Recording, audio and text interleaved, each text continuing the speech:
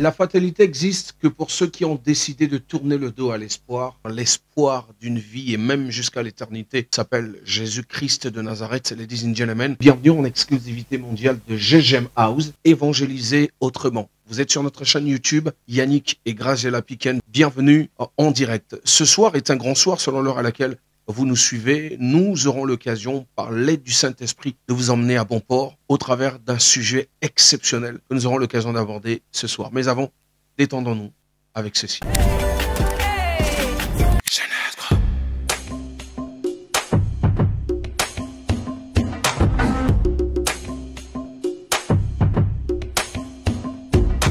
Frère, cadeau, tiens, laisse tomber dans quoi tu es, Dieu t'aime. Il t'aime, donne-lui ta vie volontiers. Il est temps que cette génération entende encore parler de Jésus-Christ de Nazareth. S'il faut qu'on utilise les moyens qui sont les leurs, alors je m'y engage. Christ, avant j'étais Ashley et R premier, populaire et roi des bébés aisés. Dans mon domaine je ne plaisantais pas. Des doutes de monde à Magnificat et Joël Cicero Baya. Pour y arriver j'ai trimé, pas fait galérer. Marché à pied de Siafoumou jusqu'à Fontchétché. Humilié, insulté, critiqué, accepté, encouragé, célébrer. La grâce m'avait localisé. Mon étoile commençait à briller. Mon nom partout dédicacé. De simple stagiaire hier, directeur, programmeur fier. Frère, cadeau, tiens, laisse tomber dans quoi tu es. Tu comprends pas toujours que c'est plus qu'un refrain, c'est un appel. Donne-lui ta vie volontiers. Qu'on t'a pas dit mais c'est Las Mongus qui a fait le sang. Freestyle session. Tu fais quoi même dans le monde? Tu fais quoi dans le monde? Nous on a bu, on a touché aux filles mais ça n'a rien donné. Oh, laisse ça. Rien dedans mon frère, tu perds. Yeah, écoute, j'ai fait du sale avec les filles. Je buvais mal pour être dans le style. J'ai plusieurs fois été proposé de signer mais Namawanaye, le tout-puissant m'a épargné de tous ces détracteurs. Convaincu du péché, de la justice et du jugement, Dieu a fait de moi un parfum de bonne odeur.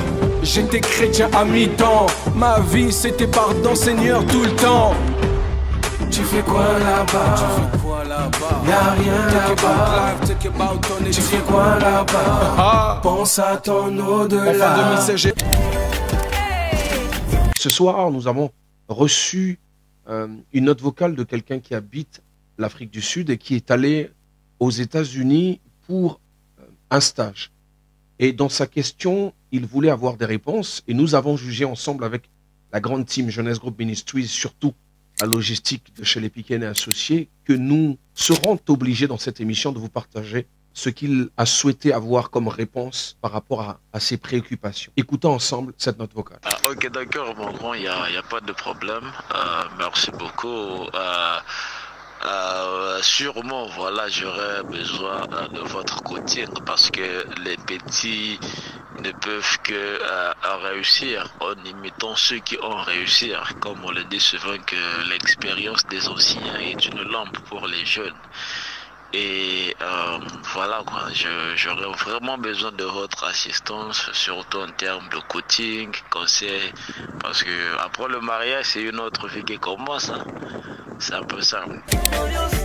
GGM House, évangéliser autrement.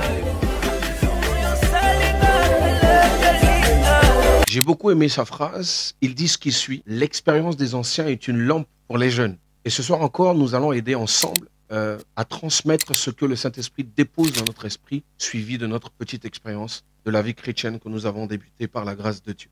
La première des choses à savoir, et c'est très essentiel, c'est que le célibat n'est pas une malédiction. Le célibat, c'est une étape cruciale par laquelle le Seigneur passe pour forger quelqu'un, afin que cette dernière devienne la meilleure version de la personne qu'on doit attirer. Ok, je vais un peu plus en profondeur. En réalité, on n'attire que ce qu'on est. Tu veux avoir une femme de prière, deviens un homme de prière. Tu veux avoir une femme intelligente, deviens un homme intelligent. Tu veux attirer une femme riche, deviens riche. Au fait, ce que tu veux devenir par le truchement du regard des autres, deviens-le toi-même. En d'autres termes, tu veux avoir des critères qui te plaisent envers une femme, deviens ces critères. Shalom, shalom, nous sommes le groupe Sion et comme vous, nous regardons l'émission GGM House, évangéliser autrement.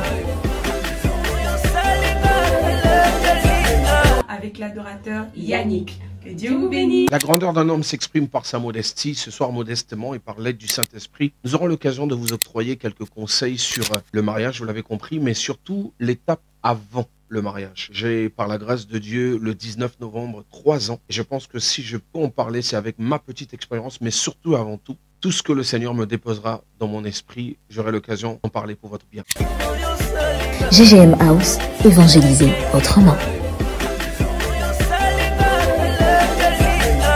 L'une des choses que l'ennemi, notre ennemi commun, le diable, Lucifer, vous l'appelez comme vous voulez, fait dans cette génération et même dans le 21e siècle, c'est simplement combattre au plus haut point la famille. Que ce soit dans les jeux vidéo, dessins animés, séries, et de plus en plus, même sur la plateforme Meta ou que sais-je, il y a de plus en plus des choses qui détruisent la famille. Bref, vous connaissez de quoi je parle. Son but ultime, c'est détruire la famille parce que Dieu a commencé l'humanité avec une famille. Souvenez-vous, dans Genèse, Dieu avait déjà créé Adam et Ève. Dieu a rendu manifeste Adam dans un premier temps. Et par la suite, lorsqu'il a vu qu'il n'était pas bon que Adam soit seul, il a manifesté Ève. Il est essentiel de savoir qu'avant de pouvoir s'engager, il faut que Dieu, créateur de toutes choses, sache qu'il n'est plus bon que tu sois. Donc, il y a un travail au préalable avant. Et voilà pourquoi, puisque la famille est combattue, il est essentiel de pouvoir savoir d'où on vient, qui on est, qu'est-ce qu'on doit devenir. Le fait de donner sa vie au Seigneur Jésus-Christ est essentiel.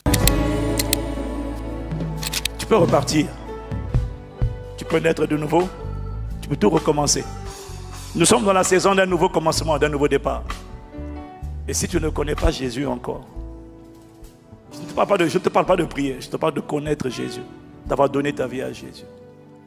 Tu sais quand tu as donné ta vie à Jésus. Parce que quand tu lui as donné ta vie, il y a une semence à l'intérieur de toi qu'on appelle la semence de Dieu.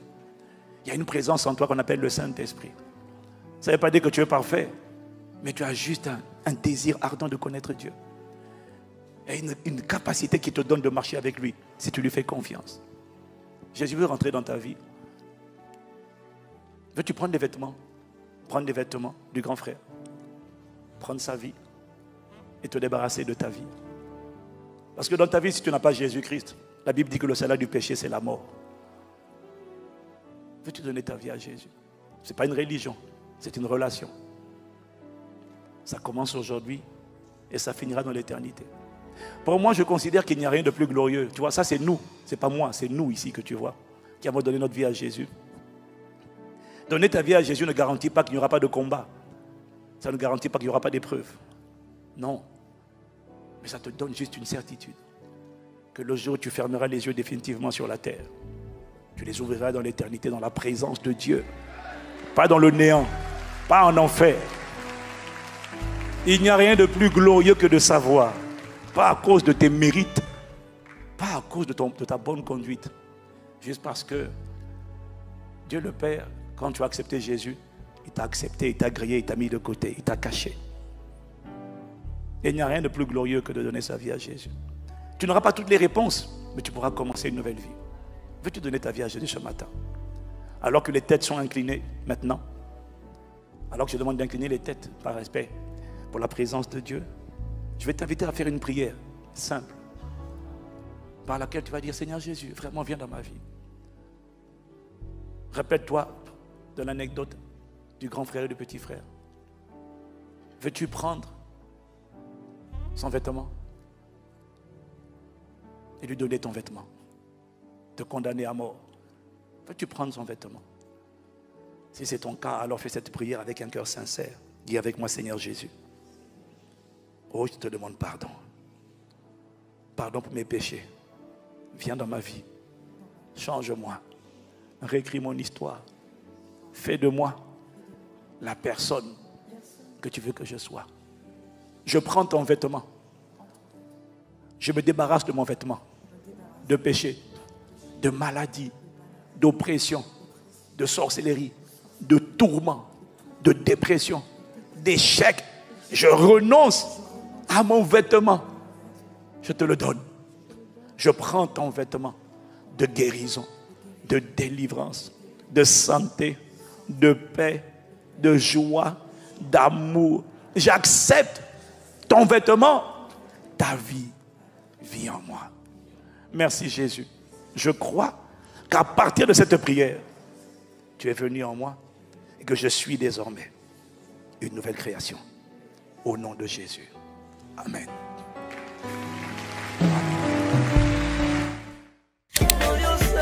GGM House, évangéliser autrement.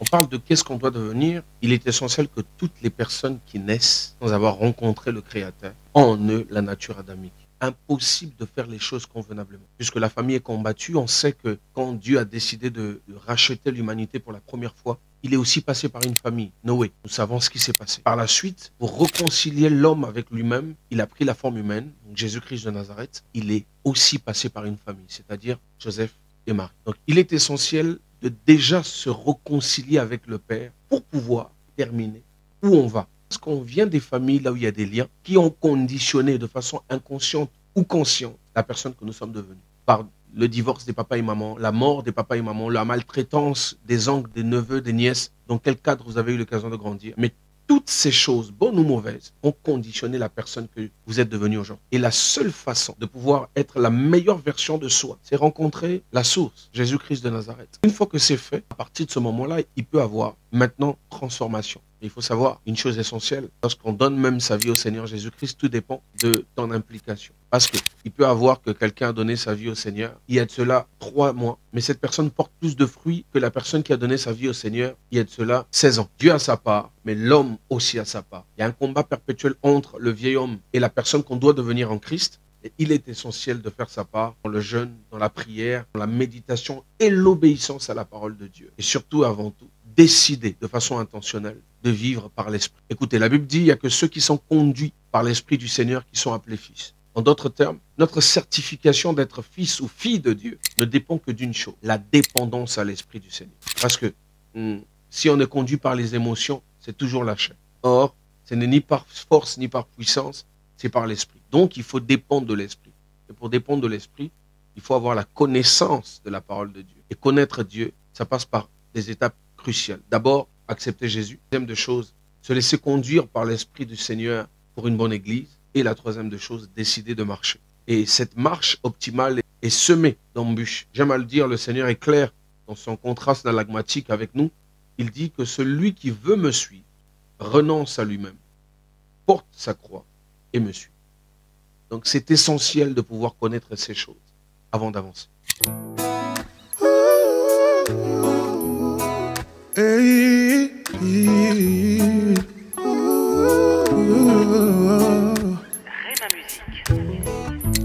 Si je me tais, oh, j'apprendrai à écouter la voix du bon berger. Quand je l'entends, oui, je comprends qu'il a payé pour ma liberté. Christ, ma passion et sa propagande, mon métier. Comprenez que nous évangélisons autrement au travers de GGM House, votre émission désormais disponible non seulement sur notre compte YouTube, mais également sur MCR TV, canal 345, mais aussi sur Star Time. On en parlera. Répondant clairement maintenant à la question de notre bien-aimé frère, dont on tait le nom et on garde l'anonymat. L'une des choses qui doit emmener une personne à faire un choix, plus que ce dernier s'est réconcilié avec le Père au travers de l'acceptation de Jésus-Christ comme Seigneur et Sauveur, c'est de pouvoir savoir qu'on ne se mette pas sous un joug étranger. En d'autres termes, tu ne peux pas épouser une personne qui ne parle pas le même langage de foi que toi. Parce que le mariage, ce n'est pas pour les enfants. Ce n'est pas pour la robe, les invités, la veste, le design, bref, la cérémonie, non. Le mariage commence après, oui, je le veux, après avoir dansé. Dès l'instant où vous vous retrouvez après la lune de miel chez vous, bienvenue au club, le club le plus extraordinaire que le Real de Madrid. Et que ceux qui sont mariés qui connaissent. Très bien. Après cette étape, il est essentiel de pouvoir choisir. Il faut savoir que le choix, c'est vrai que c'est toi qui le fais, mais tu le fais en fonction de ce que dit la parole de Dieu. Et l'amour doit être l'une des choses qui te conduit vers ton choix, mais pas la seule chose, parce que les sentiments mentent. Il faut être sûr que la personne que tu décides de choisir a un amour plus profond que le tien. C'est-à-dire que si toi, tu dois l'aimer à 30%, elle doit t'aimer à 70%. Ah, j'entends déjà, homme de Dieu, qu'est-ce que tu es en train de vouloir nous enseigner? Ce n'est pas le ainsi dit l'Éternel. Écoutons, Éphésiens 5, 25 nous dit ceci. Marie, Aimez vos femmes comme Christ a aimé l'Église et s'est livré lui-même pour elle. C'est un ordre. Et il nous intime l'ordre simplement parce que le revers de la médaille en ce qui concerne la soumission est ce qui suit. Une femme qui n'aime pas de façon profonde et considérable a du mal à être soumise. Ne venez pas nous attaquer en commentaire pour tous les féministes qui disent que non, lorsque l'homme assume ses responsabilités, c'est là où la soumission devient plus facile. Non, justement, le fait de ne pas se mettre sous un joug étranger est la base. Parce qu'une personne qui craint le Seigneur et aime le Seigneur t'aimera et te sera soumise. Mais à une condition, c'est que l'amour qu'elle ressent pour toi devient plus fort. Voilà pourquoi aimer, c'est d'abord une décision. Parce que je l'ai dit, les sentiments montent. Pour moi, par la grâce de Dieu qui suis marié, il y a des jours où tu te lèves, tu n'as aucun sentiment pour ton épouse. Hein, mais parce que aimer est une décision et que aimer doit se prouver au quotidien, tu es obligé de le faire. La soumission demande un amour un peu plus profond. Donc, dans ton choix, très cher bien-aimé, il est essentiel que tu puisses te rendre compte que la personne avec qui tu vas t'engager doit t'aimer plus que toi, tu l'aimes. La deuxième des choses qui est essentielle dans le choix, c'est le respect. Le respect est essentiel. Je sais qu'on vient des familles et que le respect peut être le résultat d'une mauvaise éducation. Mais justement, vaut mieux rompre sans fiançailles et épouser la bonne personne qu'épouser une femme impolie. Le respect est un carburant qui permet à la voiture de l'homme de bien fonctionner là-dehors. En fait, le résultat de ses exploits dépend de la dimension du respect qui est octroyé à l'homme dans le foyer. Écoutez, on est dans 1 Pierre 3,6. La Bible dit ceci, comme Sarah qui obéissait à Abraham et l'appelait son Seigneur. Malheureusement, on est dans une génération où les mères ne donnent plus d'essence, d'importance à l'éducation avant le mariage. Écoutez, il y a l'éducation de façon généraliste, mais il y a l'éducation destinée au mariage. Et comme on parle de l'émancipation de la femme dans un mauvais cadre, on dévie. Tout ça, ça fait partie des tactiques de l'ennemi pour faire en sorte que les familles n'existent plus. C'est difficile. Donc, dans ton choix, c'est essentiel de pouvoir vérifier, fouiner, juxtaposer que la personne avec qui je m'engage est respectueuse. Dans 1 Corinthiens 11, 3, je veux cependant que vous sachiez que Christ est le chef de tout homme, que l'homme est le chef de la femme et que Dieu est le chef de Christ. Une personne qui est sur le même joug que toi avant même de pouvoir s'engager dans les fiançailles, parce que c'est une période d'observation, sait ces choses et sait que te respecter, c'est l'essence de ton épanouissement là dehors. Ici Fiston Boué, comme vous, je regarde l'émission GGM House, évangéliser autrement. avec l'adorateur Yannick Piquen. Si tu viens à peine de nous rejoindre, sache que tu es sur GGM House et on a commencé à parler de quelque chose d'essentiel, les choses qui peuvent te pousser tant comme de faire un choix. Et c'est essentiel de pouvoir veiller sur l'amour, le respect. La troisième des choses qu'on va en parler, c'est la tendresse. Proverbe 21, 9 dit ceci. Vaut mieux habiter à l'angle d'un toit que de partager la demeure d'une femme querelleuse. En fait, il faut savoir que l'homme a des attributs un peu similaires au Saint-Esprit. Le Saint-Esprit aime la paix. Là où il n'y a pas la paix, il se rend silencieux. En fait, en réalité, le Saint-Esprit est dans chacun de nous, c'est-à-dire ceux qui ont accepté Jésus-Christ comme Seigneur et Sauveur, le Saint-Esprit habite en eux. Et le Saint-Esprit est un gentleman, c'est-à-dire qu'il ne peut pas se prononcer comme un GPS dans une voiture. Si tu ne décides pas de l'utiliser, il ne fera rien. Et l'une des choses qui emmène à ce qu'il soit plus palpable, c'est la paix. Et l'homme fonctionne de la même manière, avec les mêmes attributs.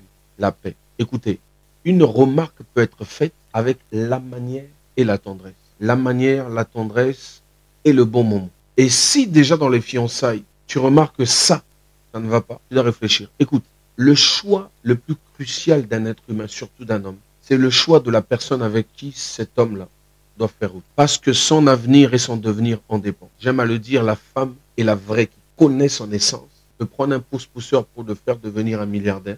Elle ne mesure même pas la quintessence du pouvoir que Dieu lui a donné. Et si toi qui fais le choix, tu n'es pas conscient de ces détails, c'est perdu d'avance. La cinquième des choses, c'est vérifier qu'elle craint et qu'elle aime le Seigneur. On est dans Matthieu 22, 37. Jésus lui répondit, « Tu aimeras le Seigneur ton Dieu de tout ton cœur, de toute ton âme et de toute ta pensée. Si une personne, au départ d'une relation, n'a pas de façon constante et réelle la crainte du Seigneur et l'amour pour le Seigneur, bien aimé, comme le disent les Ivoiriens, tu es dans pain gaudio. C'est-à-dire que peu importe tout ce que tu peux faire étant comme, tu écouteras que c'est avec le gardien que les choses se sont passées. Tu entendras que la moitié de son avenue a déjà vu ce que tu devais toi-même avoir l'exclusivité de voir après le mariage. Et Ecclésiaste 12, 13 ajoute ceci. Écoutant la fin du discours, crains Dieu et observe ses commandements. C'est là ce que doit faire tout homme.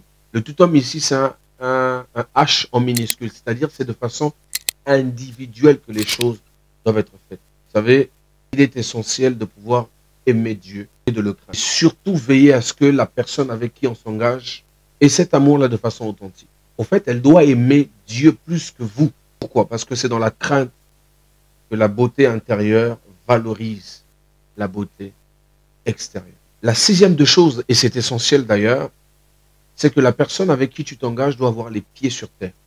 On est dans Luc 14, 28. Car lequel de vous, s'il veut bâtir une tour, ne s'assied d'abord pour calculer la dépense et voir s'il y a de quoi la terminer. Construire, c'est quelque chose qu'on ne peut pas faire avec n'importe qui. Construire prend du temps, de l'énergie, de l'argent et même de sa propre personne. C'est un investissement construire, mais détruire en un instant. La septième des choses, et c'est la dernière avant de pouvoir porter le coup de grâce, c'est que la personne avec qui on décide de faire route doit détester les dettes comme la personne déteste le péché. J'ai parlé du joug, donc vous êtes sur la même longueur d'onde, vous êtes enfant de Dieu. La personne déteste le péché, mais doit par la même occasion détester les dettes comme la personne déteste le péché. Romains 13, 8, de rien devoir à personne, si ce n'est l'amour, et un puissant rappel du fait que Dieu déteste toute forme de dette non remboursée en temps et en heure. Il est essentiel, et ça colmate les brèches avec la personne qui a les pieds sur terre, si dans les fiançailles, tu n'as que la possibilité de lui emmener prendre un jus à moindre coût, elle doit l'accepter. Elle ne doit pas t'infliger de lui octroyer plus que ce que tu gagnes. C'est déjà un indice que dans le foyer, ça va être une catastrophe. Vous savez, l'une des choses qui cause le divorce, c'est la mauvaise gérance de l'argent. C'est l'une des choses qui rend les problèmes chroniques dans le couple, conduit au divorce. Il est essentiel de pouvoir, dans ton choix, remarquer que la personne avec qui je m'engage déteste autant les dettes que le péché. Et c'est essentiel. Allez, le coup de grâce, bien aimé dans le Seigneur. J'ai dit au départ que l'amour est l'une des choses qui doit pousser à quelqu'un de pouvoir s'engager. Mais ce n'est pas la seule chose, parce que les sentiments mentent. Mais la chose qui doit être le complément, la motivation secondaire, plus importante même que ce qu'on ressent pour la personne, c'est se rendre compte que la personne avec qui on s'engage est une partenaire de destinée. C'est-à-dire que dans ce que je suis et ce que je suis appelé à faire, que ça soit dans le domaine séculier et même dans l'œuvre de Dieu, on est compatible. Si on ne l'est pas, c'est l'ennui total. Écoutez, même quand ceux qui ne sont pas encore mariés croient que lorsqu'on est marié, on a l'accord de Dieu. Et c'est vrai, on a l'accord de Dieu pour pouvoir avoir des rapports sexuels voulus. Parce que les rapports sexuels, pour pouvoir avoir un enfant, c'est dans le mariage que ça se fait. Hors mariage, vous commettez un péché. Hors mariage, vous dévalorisez le pourquoi du comment le sexe a été créé. Hors mariage, vous infligez l'intervention de l'ennemi dans vos vies pour détruire votre avenir et votre devenir. Donc, il n'y a pas que le sexe. Et donc, c'est essentiel de savoir qu'il n'y a pas que ça. C'est quelque chose qui est important, mais pas essentiel. Parce que il y a quelquefois l'âge qui ne permet plus de pouvoir le faire. Mais qu'est-ce qui reste? Ce qui reste, c'est la complicité, c'est le service, c'est ce que vous faites dans le domaine séculier et surtout et avant tout, l'amitié que vous avez eu l'occasion de bâtir sans pourtant passer la ligne rouge et oublier le rôle de chacun dans le foyer. C'est essentiel. Voilà ce que moi, avec toute la team, on avait à partager avec toi, très cher bien-aimé. La question que tu as eu l'occasion de nous poser et j'espère que non seulement que ça t'a fait du bien, ça va t'aider pour l'avenir et ça a aidé plusieurs personnes en même temps. La route elle est longue, oui je sais. Le bien et le mal aussi me guettent. Mais ce qui est vrai, c'est que toi tu sais ce qui convient de faire. Ce que je dois choisir et éviter. Ce que je dois dire et ne pas dire. Père, oui, je te prie, viens dans ma faiblesse. Hey, conduis-moi, Seigneur, conduis-moi. Hey, conduis-moi, Seigneur, conduis-moi. Hey, conduis-moi, Seigneur, conduis-moi. Hey, conduis-moi. Au grand mot, les grands remèdes, dans une génération où la vitesse est plus qu'une évidence pour la dépravation des mœurs, c'est important de parler du Saint-Esprit, d'user de stratégies pour conscientiser et marquer les esprits des gens par le Saint-Esprit. Et nous le faisons au travers de cette émission GGM House, évangéliser autrement. C'est ce qu'on a eu l'occasion de dire, a eu l'occasion de booster votre foi, d'emmener votre détermination à obéir à Christ lui seul. À son paroxysme, nous avons réussi notre mission. GGM House a eu la production de Jeunesse Group Ministries. La logistique a été assurée par Shelley Piquen et Associés. La réalisation, Madame mon épouse, Graziella Piquen. La coordination, Joël Sister Obaya, mon père. À la présentation, votre modeste serviteur, votre frère du sang pur et dur, IRH linéaire aujourd'hui, Yannick Piquen, adorateur, chantre, téléévangéliste, prédicateur et conférencier pour la gloire de Dieu. Si Jésus ne revient pas, retrouvons-nous pour un prochain numéro de GGM House avec une note vocale qui nous donnera encore matière à réflexion, surtout inspiration du second consolateur, le Saint-Esprit de Dieu, qui lui sait convaincre du péché, de la justice et du jugement. Que Dieu vous bénisse.